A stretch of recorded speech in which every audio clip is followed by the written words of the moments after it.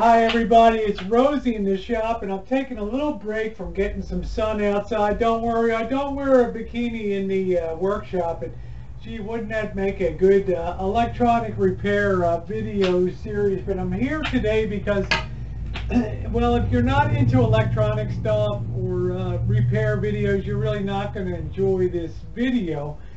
But I've had a few people that have requested to me that I explain some of my equipment that I have, specifically directed to doing electronic repair projects, and I thought I might take a few minutes today just to do that. If you look up on the shelves here, and not everything is out of boxes yet, but I'll bring in for a closer view. And I'll try to use the pointer just to better identify, because we're on the wide-angle fisheye. But the principal pieces of test gear I have and use a lot are power supplies. Okay, this is a 15 volt. It goes up to 15 volt DC power supply, and I can inject power into, well, right now I'm just screwing around with this Rockola amplifier a little bit here. It does not have a power supply, so I need to inject my own power into it. So I'm fiddling around. It's nice to have a unit that has low DC power like that I can use. Up here on the upper deck, you can see RCA oscilloscope. This is probably from the mid-1960s. It's a single channel oscilloscope, and what this oscilloscope does is allow me to visually look at a sound wave. Okay, in other words, if I take a 50 hertz, 50 cycle per second signal, and I put it into this generated maybe off of my signal generator here, and I input it into there, I can see like a 50 cycle wave on here, and I can measure its voltage. I can look at it and see whether it's a clean signal or not. Now, why is that important? Because the human ear is fine and is good 20 cycles up to about 20,000 cycles, but above that, and even in parts of that, the human ear is not as great as a piece of electronic test equipment. And what this allows me to do is visually look at a signal that an amplifier may be producing and see whether it's as clean as it can be with low distortion, and also check the output watts. How many watts is it capable of before the signal starts to get distorted? Well, if you put it up on the screen here, you can visually see that signal, and you can increase the power, and you can look at it and see it reaches a point until it clips and becomes a really distorted signal. Very important. So if I have a one channel, I have also a two channel oscilloscope over here. So, you know, we have stereo guys, so I can actually put in one channel and then the other channel, and make sure one channel's not distorted and the other one's good, right? So that's what that does. And for checking frequencies, to make sure my signal generator over here is putting in, if I want to have a 500 hertz or 500 cycles per second wave, I need to make sure the frequency is correct. This is sort of my verifier. It's a frequency counter, and it can look at that signal and say, yes, it's a clean signal, yes, it's good, it's working.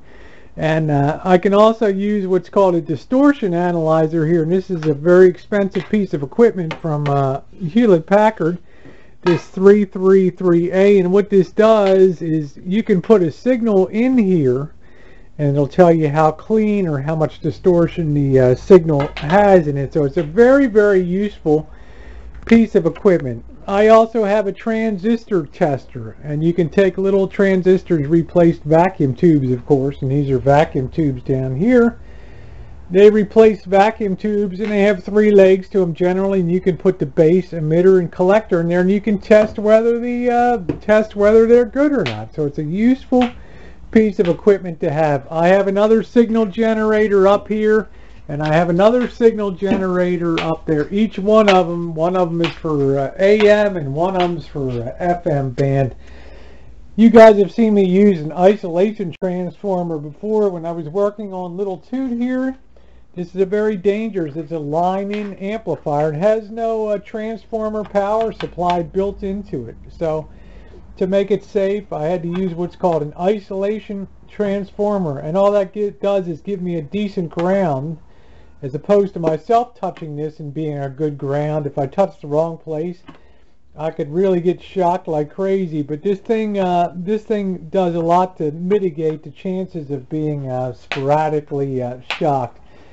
My latest thing that I picked up, and I have a lot of electronic parts you'll see here in bags and stuff, capacitors, resistors, all kinds of jacks and things, all kinds of things that I need, LEDs, colored LEDs, to do electronic projects. And I picked that stuff up cheap because a lot of times it's like a shop going out of business or something like that. So this is my latest ones. Guys, when you work on tube units like this tube amplifier here, there's two elements to really getting a vacuum tube to light up or come to life, and one of them is what's called the filament inside, and that's what you see lighting up, the elements that go up and down there, and some are brighter than others.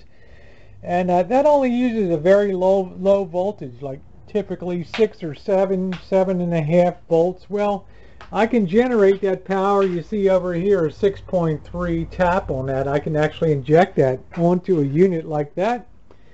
And then I can also use what's called, these things also have a plate in here that the electrons flow to. And I'm not going to get into complicated electronic theory, but let's just say there's really a couple elements that you need to power up in a tube, and this provides both of them on there. It's called the plate power, up to 300 volts, and it gives the filament power too. So I really like that. So I also have a couple other things. I have punch kits so I can make my own amplifiers and make nice neat holes and make cabinetry that has the nice holes in them. So that's a good thing to have, the Greenlee. And you know, you've seen a couple other things. That's a bigger isolation transformer in the back. And of course, you guys saw on a couple projects already, I have the tube tester here too, which is really, really sweet, and I really like that. It's a great piece of equipment. So I'm very happy to have that.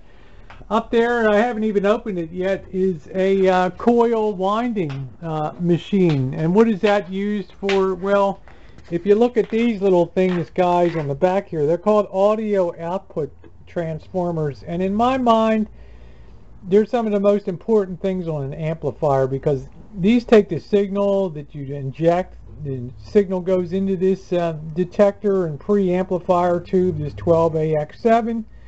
And then it goes to these big output tubes, 35 volts each, one for each channel, and then it goes out to these audio transformers. Well, if you have good audio transformers, you have good sound quality. If you have poorly constructed ones, or ones that are a little blown out, you don't have good sound quality. So we put this back here. So what I'm actually going to be doing, and I think this is pretty cool, and pardon the angle there, I'm trying to get that, oh heck, there we go, pardon me guys.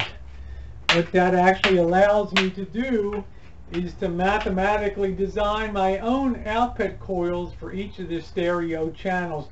So I get really excellent sound, and all that involves is wrapping copper wire around an iron core, a primary and a secondary. I don't want to get all involved with it, but there's very few people in the do-it-yourself world that wind their own output transformers, but I want to do that, and I have a machine that counts the winds and all that. So yeah, it's going to be a lot of good stuff coming up here. There's a lot of projects here. There's enough stuff for, you know, if you're on the channel, you're going to be happy the next 5-10 years on here, because there's everything under the sun to be worked on. Make our own stuff. I even have a guy that sent me a kit a very complicated amplifier kit. He ordered it, he looked at it, and it's a big ass amplifier kit.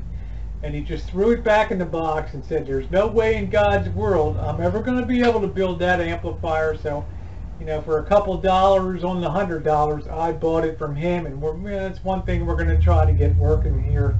It's in that box there, and it is big, heavy, massive, but it will sound amazing if we can get that thing going. So, lots to look forward to. Yeah, the audio stuff of the O'Kelly channel is not everybody's cup of tea, but you know, there's something here on the channel for everybody. So for those of you who asked for a little look at my test equipment here, I hope you enjoyed it. I also have a little intercom here, so Jen can call me out here so she doesn't have to come out. And you know, with her MS, it's difficult, so we can easily communicate with each other. She can call me, and I can call her. We're hardwired that in. We have the computer, we have the hardwired internet, so we have everything we need out here for a really great repair shop. So stay tuned, guys. Lots of cool stuff is going to be done in this shop. Okay, safely, but it's going to be a lot of fun.